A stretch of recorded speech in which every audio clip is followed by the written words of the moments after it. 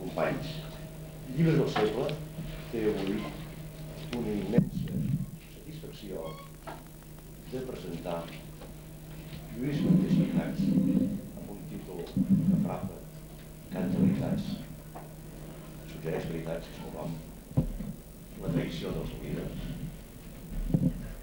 que obre la nostra col·lecció, què us diré. També tenim la sort, avui mateix, de tenir entre nosaltres Albert Garbeny, home de ploma i combatent d'això que en diem les arts literàries, filosòfiques, les arts de l'enraonar, per convèncer, per ajudar a canviar les coses, que participa, se sap, per moltes raons, pel que fa, pel que diu, pel seu entorn, pel que el volta, que fa companyia en aquesta tasca de sempre, de vigilant i combatent per la pau, de Lluís Maria i tants altres, i tants com som aquí. Prou, ja plego. Norbert prendrà la paraula per decidir prendre després de Lluís Maria. Bona tarda. Què és això? Potser el teu llibre, no pot ser? L'altaveu deu posar alguna emissora. Passa'm, aquest se sent bé, almenys. Amb aquest hi podem comptar. O canvia.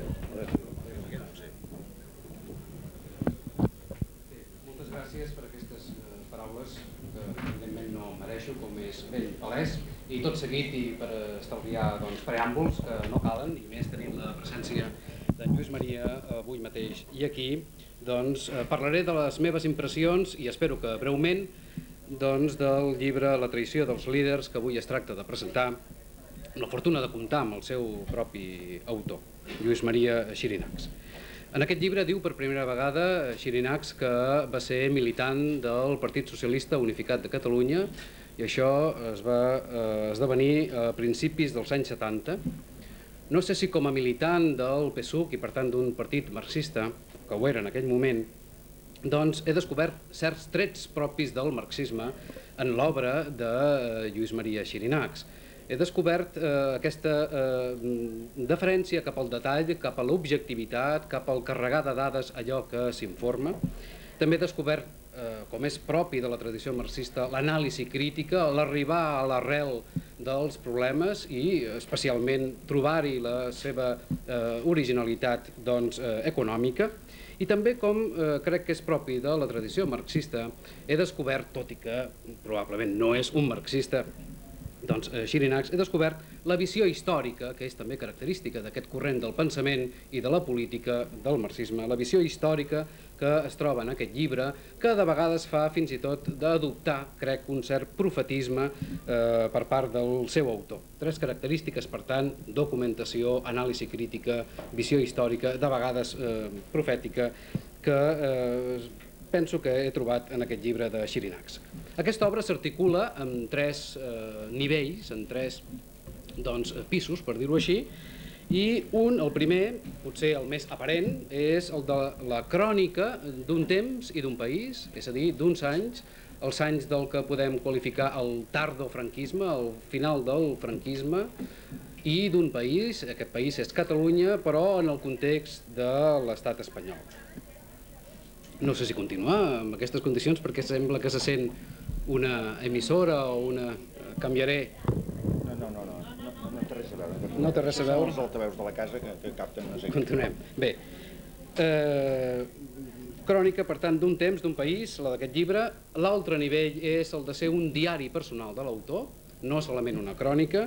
I, finalment, trobem un altre estrat, que és el de constituir l'exposició dels principis, de les idees bàsiques que han fonamentat i fonamenten, potser encara, l'actuació d'aquest personatge. Per tant, té un nivell d'ideari, d'exposició de les idees i dels principis d'aquest autor.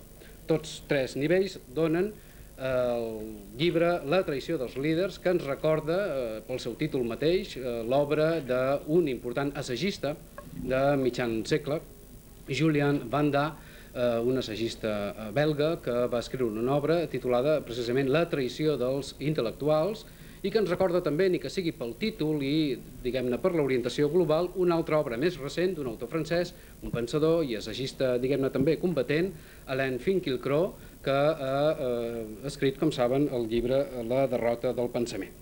Bé, el llibre de Xirinacs, per començar, s'afegeix a les cròniques de la transició que segueixen donant-se en aquest principi dels anys 90. Recordem la crònica de Gregorio Morán, també altres autors com últimament Ortínez o fins i tot López Redó, però aquesta obra, no cal dir-ho, té un segell especial.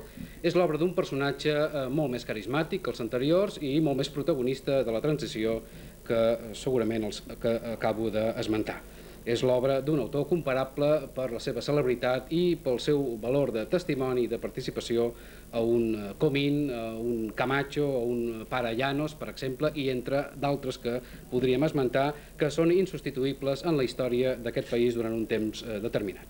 En primer lloc, he dit que és això, la crònica d'un temps i d'un país, és la crònica de Catalunya en el context espanyol entre l'any 71, és a dir, l'endemà del procés de Burgos, l'any en què comença la primera trobada plenària o sessió de l'Assemblea de Catalunya i acaba el 76 quan, com saben, es dona la ruptura pactada, es proclama el primer govern Suárez, però a la vegada, paral·lelament, i en conflicte amb això, és l'any també, el 76, amb què acaba Xirinacs la seva obra, del Manifest per la Ruptura, que signa l'Assemblea de Catalunya, a la qual l'Assemblea Xirinacs, com saben també, hi pertanyia com a membre del grup dels no alineats, i és també l'any de les cèlebres manifestacions del mes de febrer als carrers de Barcelona en favor de l'amnistia. Bé, són 5 anys, per tant, de final del franquisme, que el mateix autor promet que seran continuats en la propera obra, en el proper llibre, dedicats als anys posteriors, és a dir, als primers anys de l'anomenada democràcia. D'aquesta democràcia, Xirinacs en parla amb els termes de vegades com, ja s'anticipa en aquest llibre el que seran els anys actuals, en parla amb termes com oligarquia, com falsa democràcia i fins i tot diu que hi ha un terrorisme d'estat. Bé, és la crònica d'uns anys que està molt documentada amb notes d'hemeroteca extretes de diaris, de revistes, etc., que escrupolosament ha anat recollint Xirinacs, però més enllà d'això, que fora relativament fàcil, però que en certa manera és obligat també d'incloure en un llibre de crònica com aquest, hi ha uns comentaris que fa l'autor, uns comentaris que són implacables. Comentaris implacables respecte, per començar, del PSUC, que l'acusa d'haver abandonat la línia revolucionària, d'haver abandonat la línia de combat pel nacionalisme, és a dir, de reformisme i de sucursalisme. També hi ha unes paraules amargues dedicades a Joan Reventós, d'altres més recurrentment, vull dir més insistentment, també són les que dedica Xirinacs al Consell de Forces Polítiques de Catalunya, perquè prescindeix finalment de l'Assemblea de Catalunya. Alhora Xirinacs ens parla de Josep Benet, ens el pinta com un personatge en determinades actuacions amb una certa ambigüitat i que finalment tracta de buscar amb el personatge d'altra banda de Tarradellas un boc expiatori per determinades limitacions de la transició, especialment a Catalunya. Del mateix Tarradellas en parla, crec que en parla en termes positius moltes vegades, en tant que president de la Generalitat, que havia de dur a terme una tasca, diguem-ne, unitària i institucional, però també hi deixa estendre damunt del personatge Tarradellas l'ombra. Ell cita altres cites que hauria tingut unes, sembla, hipotèticament, connexions amb la CIA estatunidenca. Fins i tot... És que no té res a veure això i això. És la casa, és una cosa que va sola. És com una mena de bombardeig aquí. Però no hi ha remei, no hi ha ningú de la casa. Ja provo. Provem-ho així. Bé, fins i tot d'aquesta crítica a determinades forces i personatges de la política del tardofranquisme, Xirinacs en parla de l'abadia de Montserrat i del comportament de l'abadia de Montserrat que va adoptar. Se sent igual. No té res a veure amb això. En fi, fem una abstracció, desconnectem, diguem, mentalment amb lo de dalt. Si algú pot avisar els de la casa.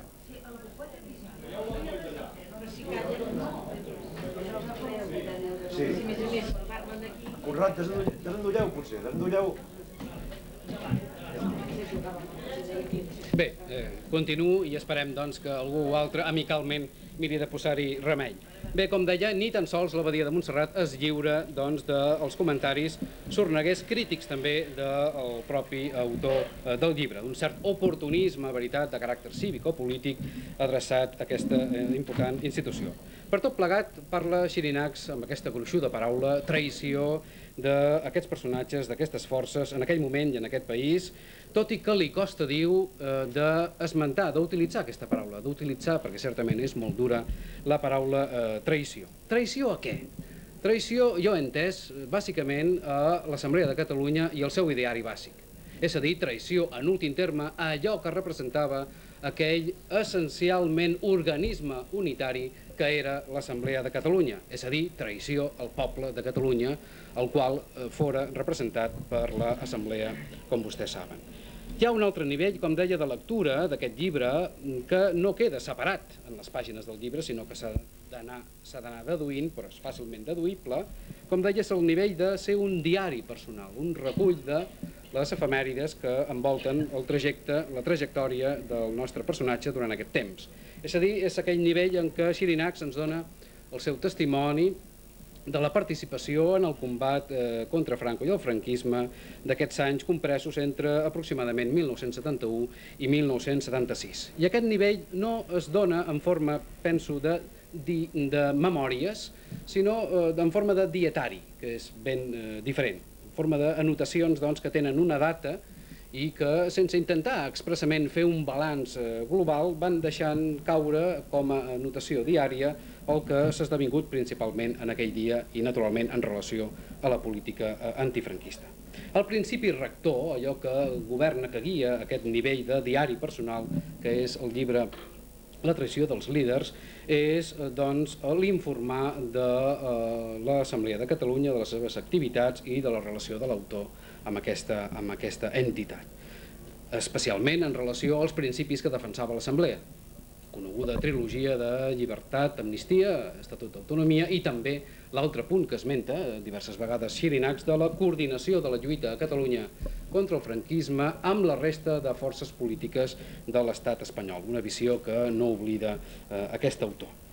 Bé, per tant, recull aquesta dimensió d'aquest llibre, l'actuació de Xirinacs, al costat de la seva actuació també la contrapartida pel que fa a la repressió que va mereixer malauradament aquesta actuació, és a dir, la contrapartida de les detencions que sofria, dels internaments a la presó, de la tortura, fins i tot hi ha un relat dur de la seva tortura quan ja havia mort Franco l'any 76, que ocupa diverses pàgines del llibre i que, segons com, ens fa pensar en altres testimonis durs de la tortura. Per exemple, m'ha fet pensar en les pàgines de George Orwell o de vegades també en les pàgines de Franz Kafka, el relat que ens dona Xirinacs de la seva tortura l'any 76, justament quan ja havia mort el dictador. Però especialment ens informa de les formes de lluita que adopta Xirinacs en aquesta època. Unes noves formes de lluita. Una lluita que començava, per exemple, per tornar el carnet d'identitat a les autoritats amb senyal de disconformitat amb el règim que representava aquell carnet, simbòlicament, que continuava, per exemple, incomunicant-se amb aquells que l'interrogaven, incomunicant-se amb tot qualsevol representant de l'estat espanyol franquista i postfranquista en aquell moment, que continua també per l'ús exclusiu del català en els diversos interrogatoris o detencions. També reflecteix la seva activitat com a vaguista de la fam, com a vaguista de la set, fins i tot, com a captaire de la pau, l'any 75, com a passejant o diríem, guardià a peu dret, caminant per la voravia davant de la presó model, com molts recordaran, durant 2 anys, no gens menys, durant el 75 i el 76, i finalment com a caminant, com a marxaire, que fa marxa, veritat, en testimoni en favor de la pau l'any 1976. Per tot plegat, aquest nivell de diari personal ens informa d'aquesta activitat, el que podem dir que ha estat un apòstol i practicant d'una forma nova d'actuació política en el nostre país, que és l'acció no violenta.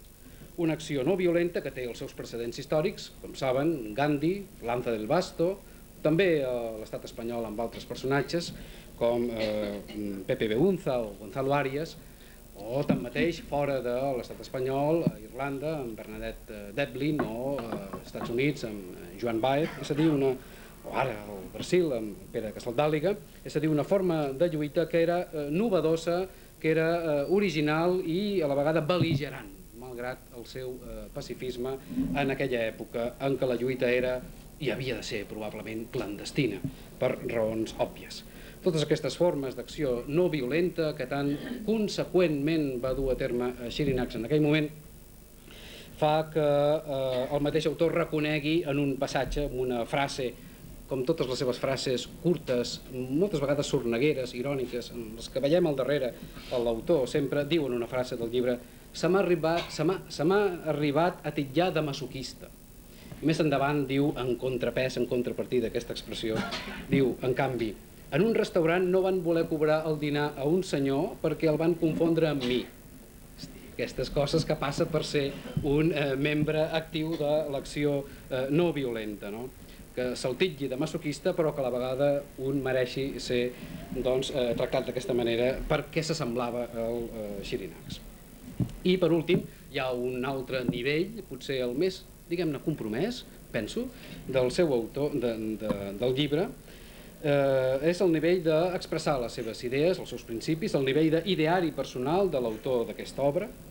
Pel que fa a aquest ideari, jo a la meva manera, tot i que no es tracta d'un llibre d'assaig, no es tracta d'un llibre d'exposició d'idees, naturalment és un llibre bàsicament de crònica, pel que fa a això jo m'atreveixo a resumir aquest ideari en els següents punts i després ella em corregirà si creu que s'ha de corregir i té la bondat en tot cas de fer-ho, però que comença per un punt, al meu entendre. Comença per afirmar la validesa de l'ètica per damunt de la política, sense negar la política, però posant-se per damunt de la política. És a dir, és un personatge que justifica la seva acció i el seu pensament sobre principis ètics, i això ho diu ben clarament al llarg de la seva obra. El que he fet i el que faig, però el que he fet en aquests anys que recull el llibre, diu, ho he fet per imperatius ètics, ho esmenta així, ho he fet per motius ètics, ho he fet també per consciència, dirà, ètica, és a dir, ha fet una acció a cara descoberta, no una acció clandestina, sinó una acció a cara descoberta, en aquells moments de rigor de la repressió, i per tant això tenia un rerefons i naturalment un principi ètic indubtable.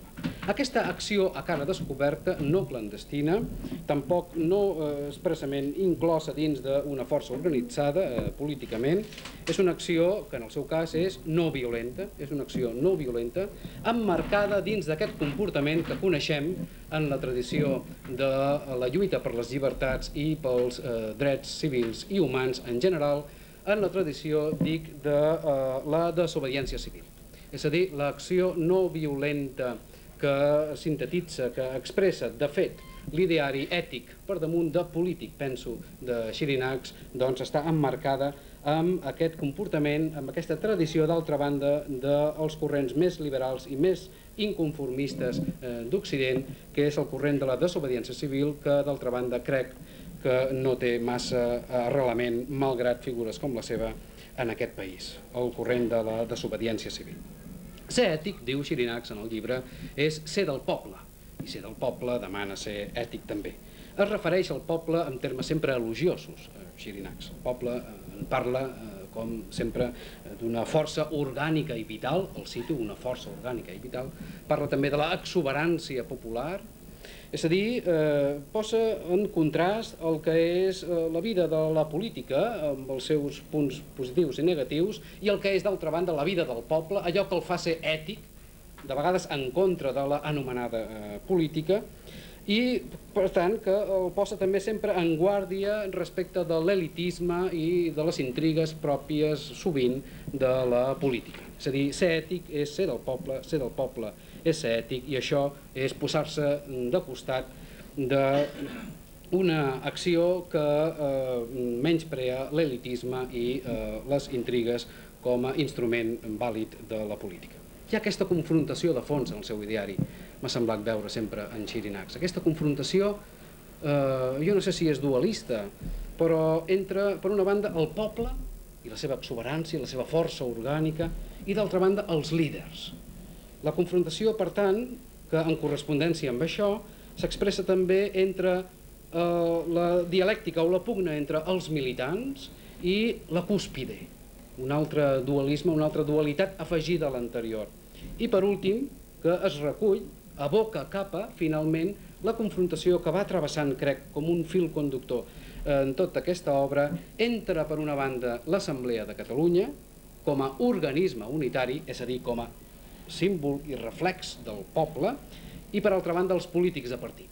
És a dir, si hi ha una confrontació que fa parlar de la traïció dels líders entre Assemblea de Catalunya i polítics de partit, finalment amb la constitució del Consell de Forces Polítiques, és perquè abans en l'ideari, i espero no equivocar-me, o almenys no equivocar-me massa, de Xirinacs ens posa la seva ferma creença en el poble per damunt dels líders, dels polítics i les seves intrigues.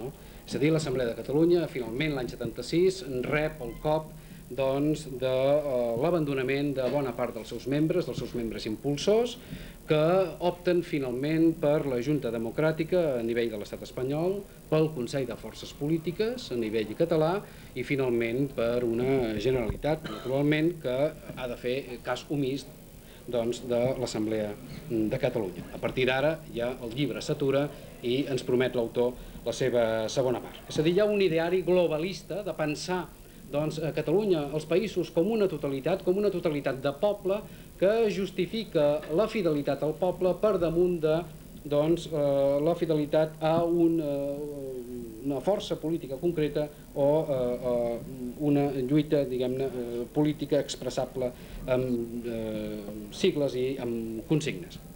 Malgrat tot, l'obra de Xirinacs no ens dona a entendre, almenys crec que no ens dona a entendre, que ell defensi un populisme de fons.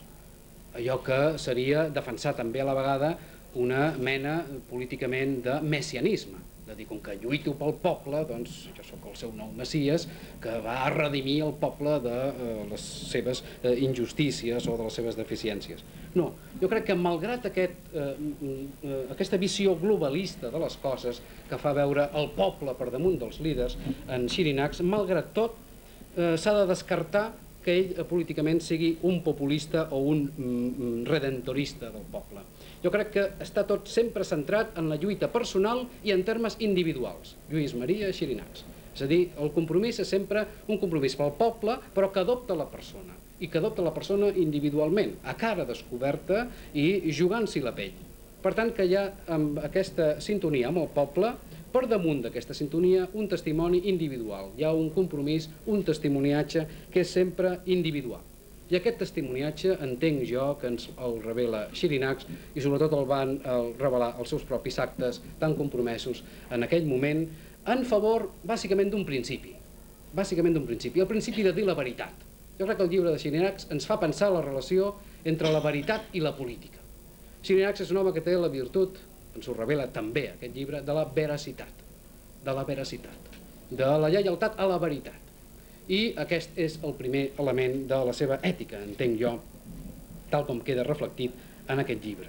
El servir per damunt de tot la veritat i, per tant, emmotllar-se aquest comportament, certament potser excepcional en la política, en la vida cívica, que és el comportament dels homes i de les dones veraços, amb signes de veracitat.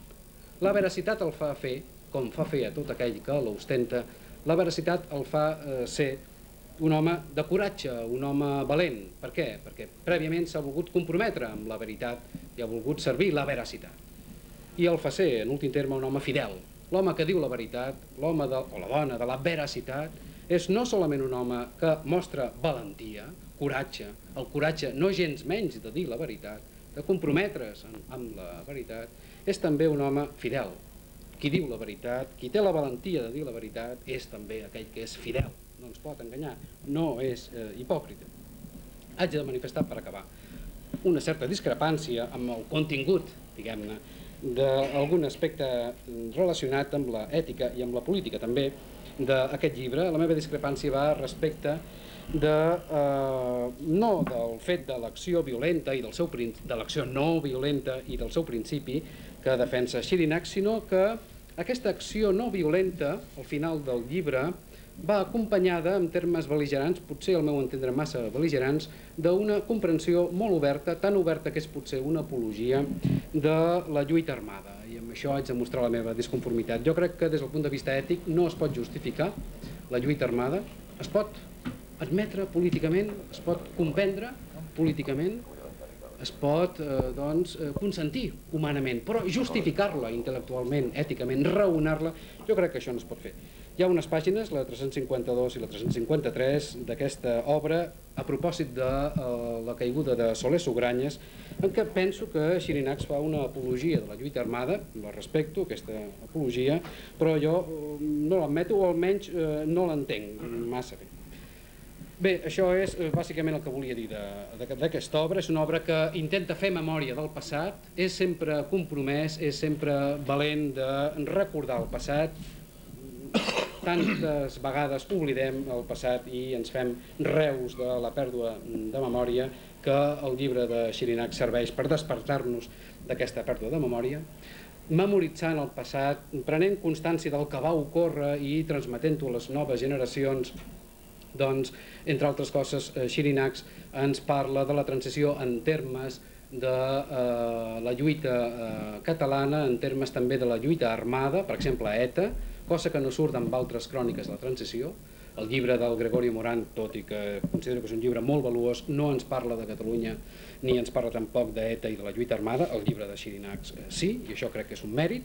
Per últim, em sembla que és també molt interessant aquesta obra, i jo m'hi adhereixo, pel testimoni del protagonista que va ser d'aquella època reflectida en el llibre, pel testimoni del propi Xirinacs, que no fa un ajustament de comptes. Qualsevol altre hauria aprofitat per fer un ajustament de comptes, una mena de venjança.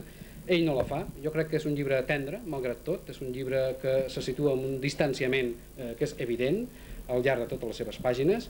És un llibre que constantment revela una ironia, de vegades sornegueria, per part del seu autor, la frase lacònica, amb una punta d'ironia, el clar i català que despunta, crec jo, sovint en el seu estil. I, per últim, és un llibre valent perquè critica els líders. I crec que en aquest país no és fàcil criticar els líders, perquè és un país de líders. I ho acabem de veure amb les darreres eleccions. S'ha fet un vot de confiança sobretot als líders.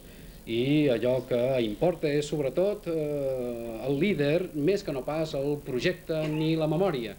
Per tant, com que ell critica els líders, s'atreveix a posar-se de cara a aquest element de la política des de fa ja força anys al país i a Espanya en general, que és el líder. És per això mateix un llibre valent. Els líders, últimament, com saben, aquí a Espanya, a Catalunya, ens van prometre la catarsi, que ells farien la catarsi, però no han fet la catarsi l'hem fet a nosaltres després d'haver-nos deixat seduir i transformar per les seves promeses, pels seus sentiments i per la seva manera d'actuar, que ens ha acabat a molts, o els ha acabat a molts seduint. Xirinacs no s'ha deixat seduir pels líders i ha donat testimoni de la seva valentia i de la seva anàlisi crítica del paper dels líders en aquella època i en aquell lloc que va ser la Catalunya, l'Espanya dels anys 71-76.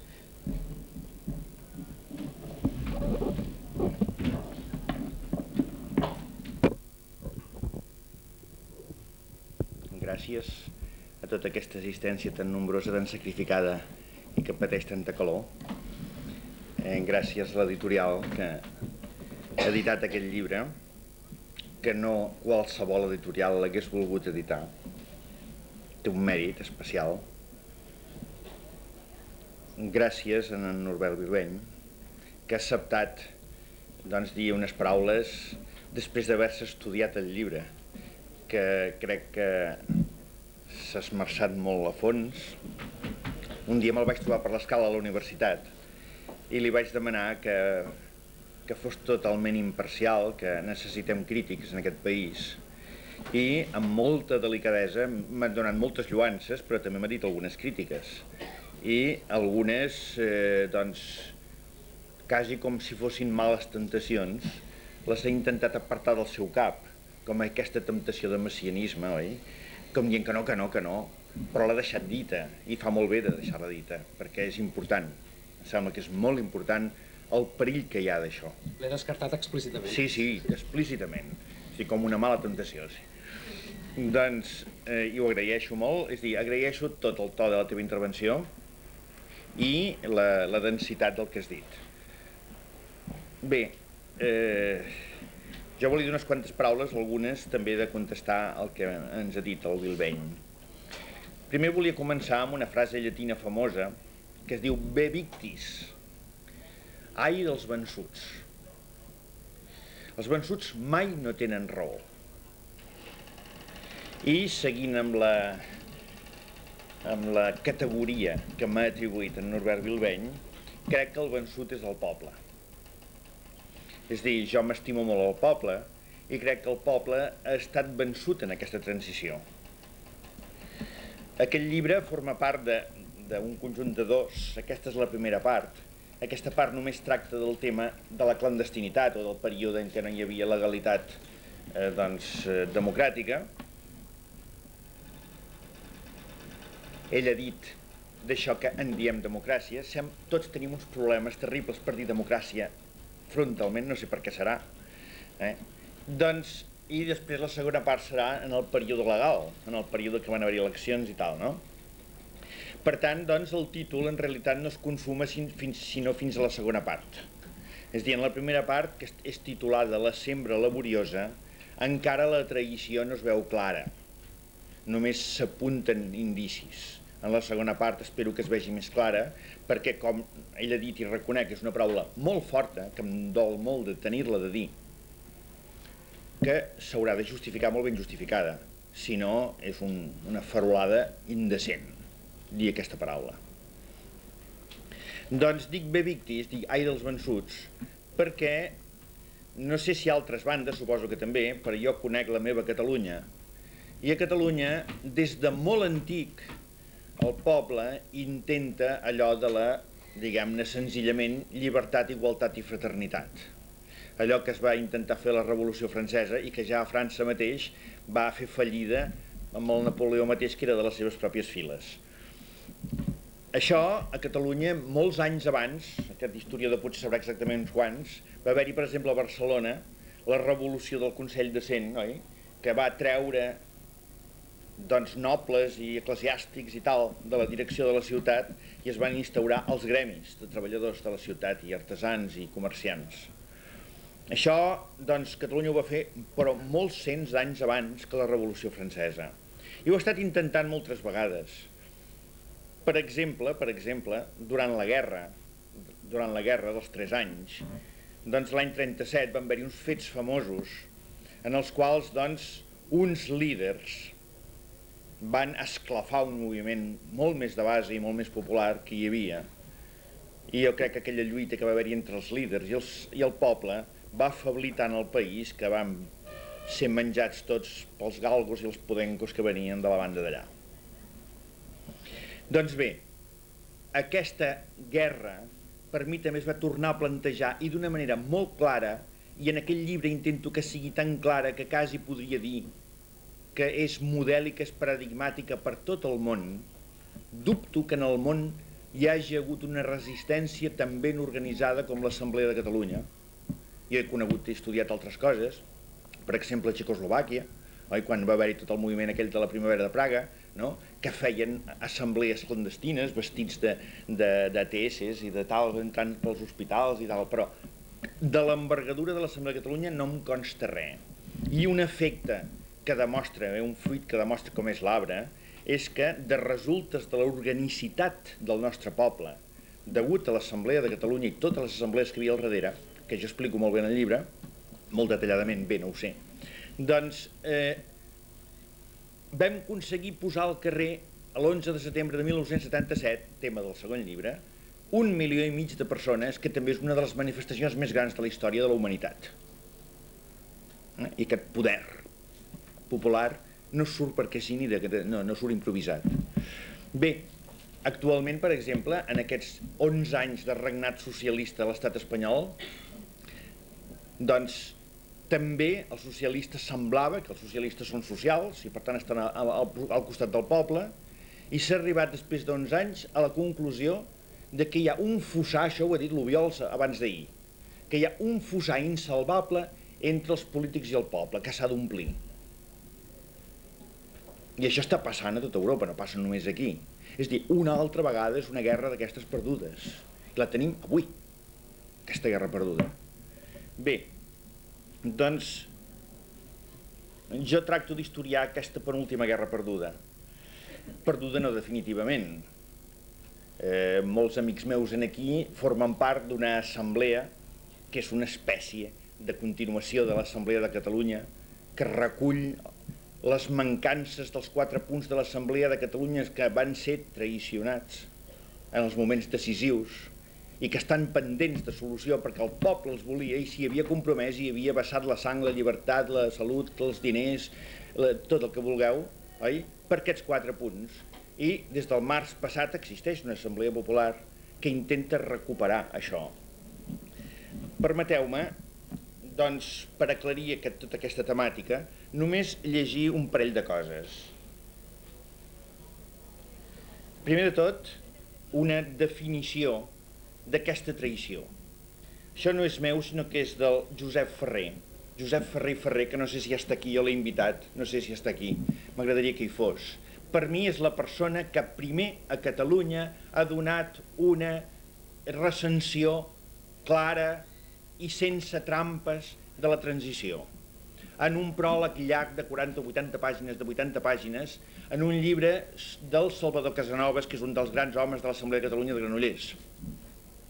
Doncs, en aquest pròleg, que jo he seguit molt fidelment aquí, ell diu això: la sensació que la fi del règim era pròxima faria que els interessos d'alguns grups polítics s'allunyessin de l'Assemblea i del seu projecte unitari, tot cercant de col·locar-se en posició avantatjosa a la línia de sortida per a la previsible cursa pel poder.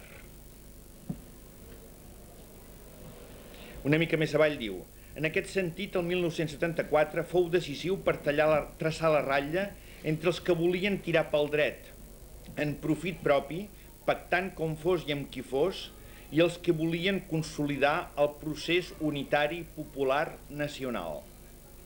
El procés unitari popular nacional.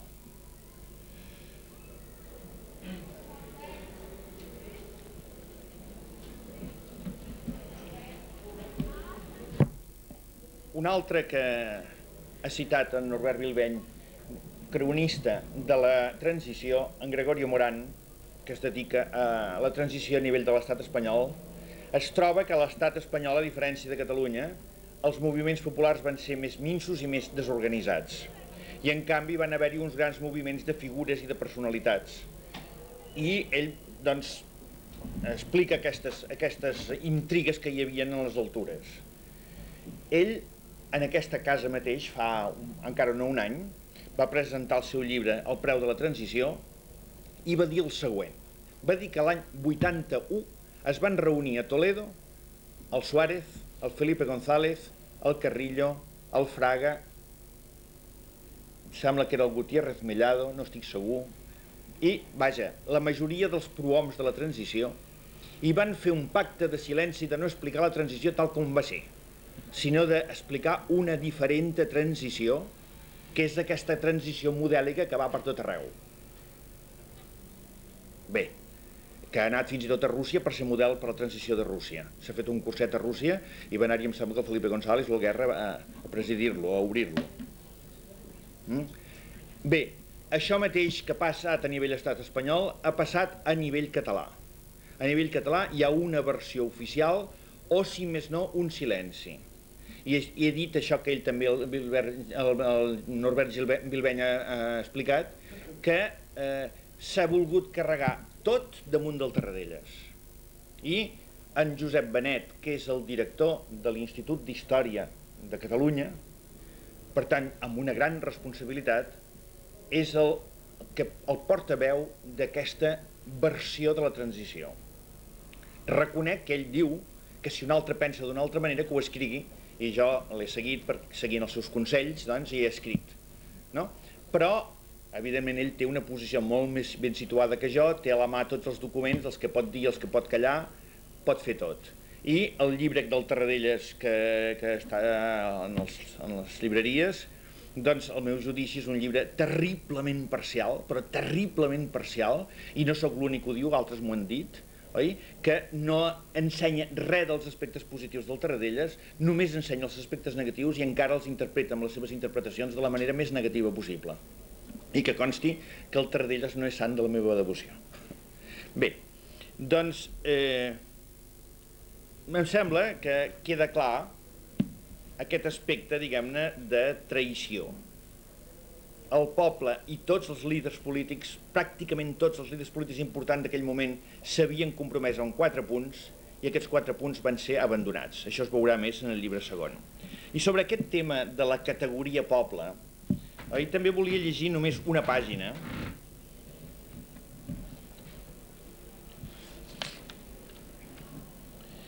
Explica que en l'assemblea, en un moment determinat, com hi havia molta repressió, hi havien caigut 113, etc., i després uns altres 80 o 90 més, doncs es van buscar unes mesures de seguretat i es va reduir el número de representacions.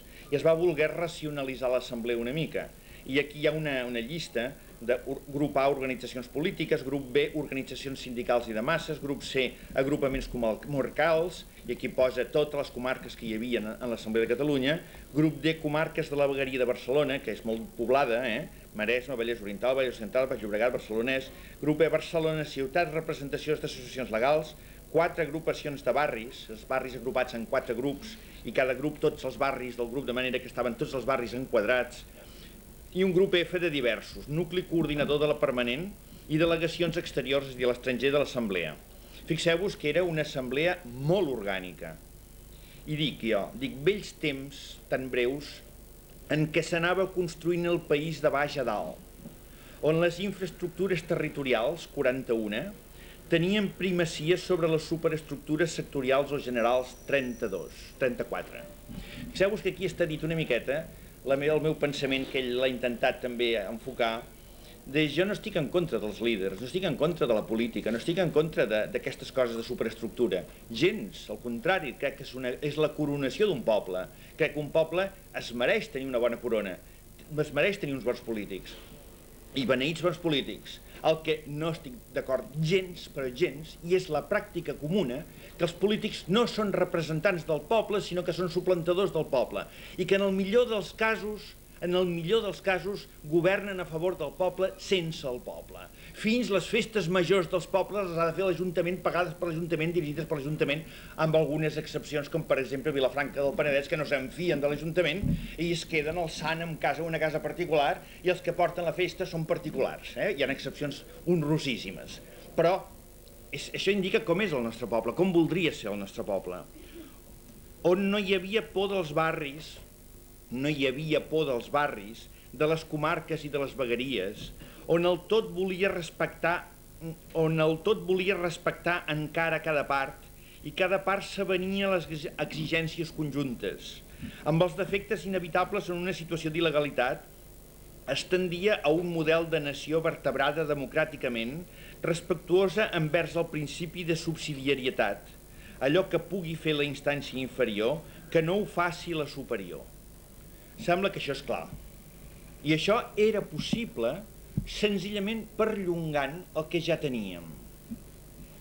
Jo sempre he dit que els bascos, i ara toquem una altra tecla, que els bascos van aconseguir en la transició molts més que els catalans, no en teniu ni idea, del molt més que han aconseguit, gràcies a que tenien l'ETA. Fixeu-vos que només amb el tema, que és una especialitat meva, el tema de l'amnistia, els bascos van ser amnistiats, tots els que van matar gent. I els catalans que estaven en aquell moment que havien matat gent, encara ara són a la presó o a l'exili perseguits. És a dir, no vam ser amnistiats perquè no vam matar prou gent. I que consti que a mi no m'agrada gens que es mati gent. Perquè suposo, el tema que ha trucat ell, el tema de la lluita armada, no sé si en el llibre queda clar, ell ho ha dit ben clar, que jo sóc no violent, i encara xoca més que un no violent parli bé de la lluita armada. No, realment és una cosa, sembla incongruent. Doncs bé, Jo vull la no violència i jo procuro no barrejar-me mai amb la lluita armada, perquè em sembla que conec una altra mena de lluita que per mi és tan o més eficaç que la lluita armada. Però no he tingut la força que va tenir el Gandhi d'aturar a casa seva tota la lluita armada i convèncer aquells que lluitessin de l'altra manera. Soc un Gandhi fracassat en aquest sentit, i ho sento, però és així. I per tant, si hi ha gent que lluita per l'alliberament del seu país, jo no estic a favor dels que lluiten en la lluita armada contra altres, però estic amb els que lluiten a favor, encara que jo no hi col·labori. I em guardaré molt bé de fer parar una lluita armada d'alliberament si abans no sóc capaç de fer parar una lluita armada de colonialisme, d'opressió i d'ocupació, com la que tenim. I per tant em sembla que és molt clar això.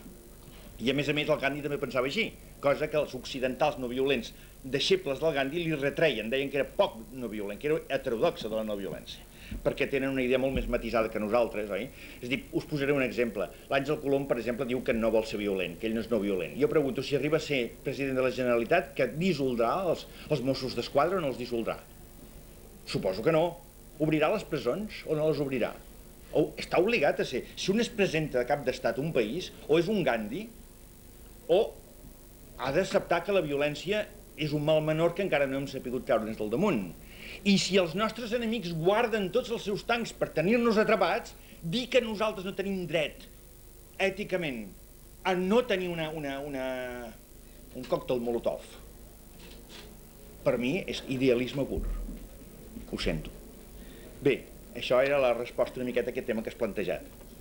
I per acabar, perquè esteu molta gent a peu dret i em feu patir, doncs algun altre tema, és a dir, m'ha encantat la seva descripció del meu ideari. És a dir, estic completament d'acord amb pràcticament tot, alguna coseta que l'he contestada no, però vull dir, qüestió de matís, no? El tema de l'ètica també el podríem dir com política de llarg termini, i la política de curt termini.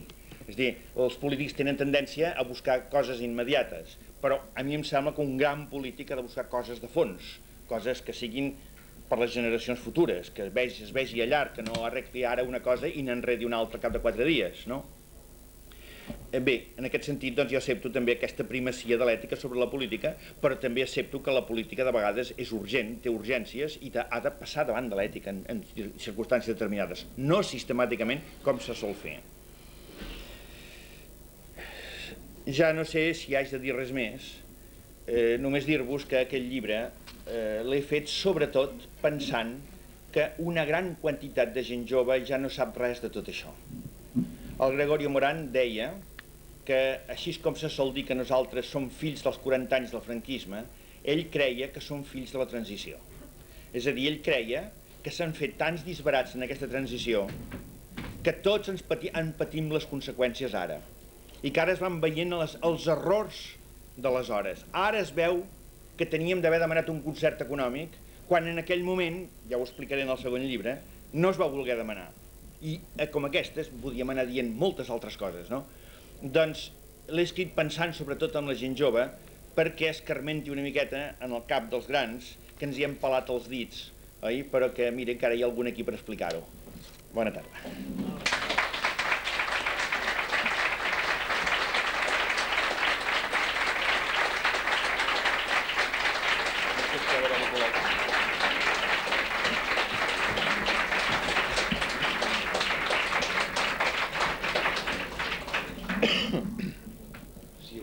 Si veiem que podem fer una pregunta o obrir, si volem, un comentari, una conversa, podem fer-ho.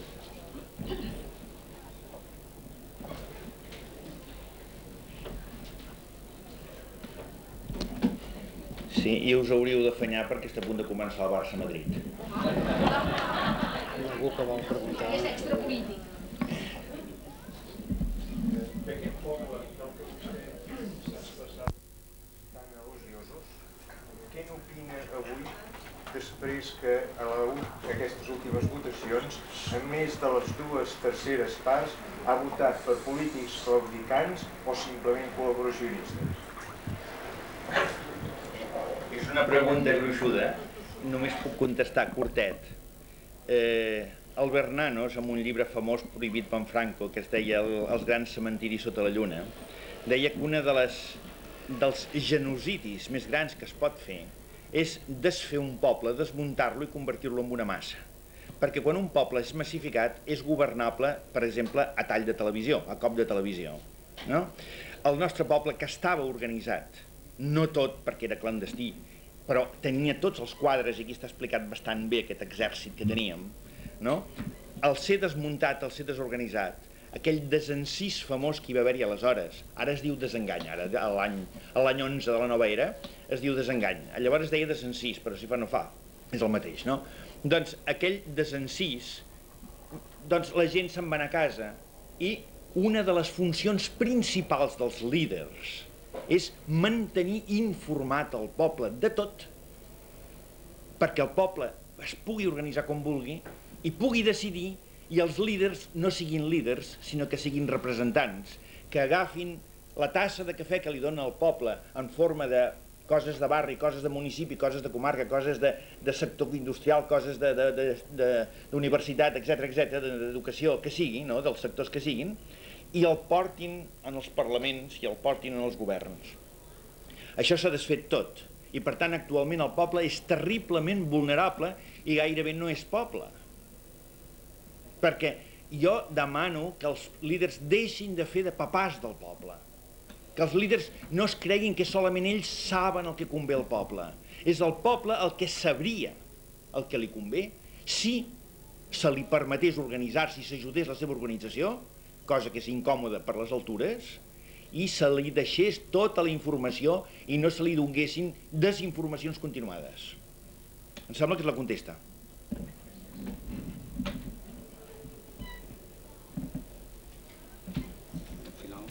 Parles de l'època de la clandestinitat, de l'època que s'ha acabat el Franco. Com entens la clandestinitat ara, avui? Sí, els romàntics en diuen la nova resistència. Sí, senyor. Bé, per de prompte, aleshores, quasi bé dient no, es tenia tot guanyat. És a dir, el diguem no del Raimon famós no va fer època. El Gandhi en diu la no cooperació, que és un altre no, oi? Estava el sistema tan, diguem-ne, desmerescut, tan desqualificat al davant d'Europa i del món, que anar contra aquell sistema era suficient perquè tinguessis tota Europa a favor. Ara això s'ha acabat. Ara jo diria que més aviat és al revés. Ens hem organitzat a l'estil europeu.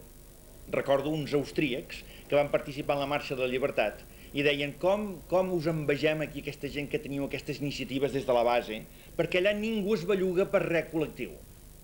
S'ha de fer només per medi de les institucions i prou. Doncs crec que ara la lluita és diferent de llavors. És a dir, no podem ser nostàlgics d'aquella manera de lluitar. Ara el que hem de lluitar és tenim possibilitat de reunir-nos, tenim possibilitat d'organitzar-nos, tenim possibilitat d'estructurar-nos.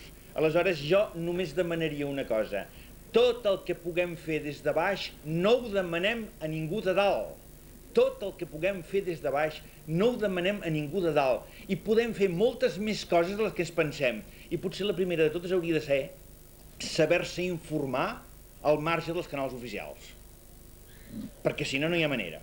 I després saber fer coses. Penseu que la capacitat humana de creació és immensa i s'ha demostrat moltes vegades al llarg de la història, i la gent no sap que pot molt més del que pot, del que es pensa que pot.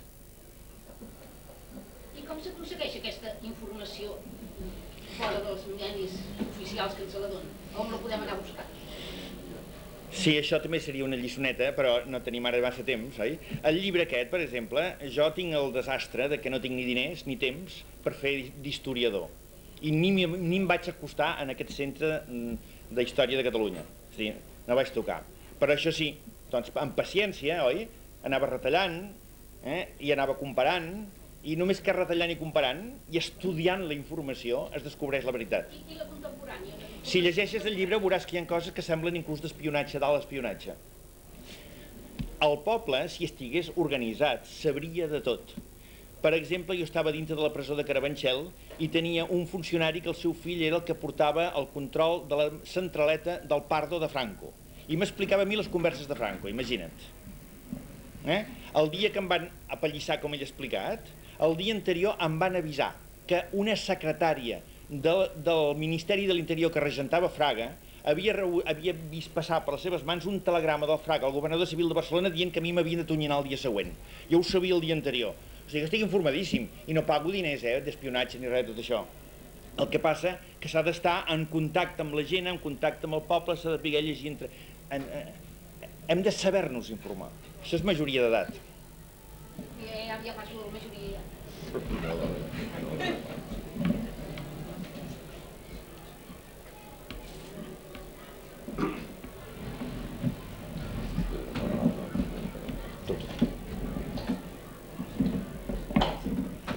Doncs moltes gràcies, Tom.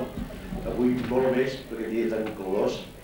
Moltes gràcies, dic, doncs, i per molts anys. M'ha agradat molt. Hòstia, s'ha entretingut, eh?